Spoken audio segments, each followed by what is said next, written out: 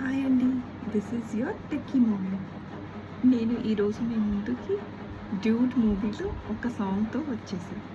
ఆ లిరిక్స్ ఎంత బ్యూటిఫుల్ అంటే వెరీ హార్ట్ టచింగ్ ఆ లైన్స్. సో రియల్లీ అవి నా ఫేవరెట్. నాకు తెలిసి చాలామందికి అవి ఫేవరెట్ అనుకుంటా. ఇంకా లేట్ చేయకుండా I will sing this for you.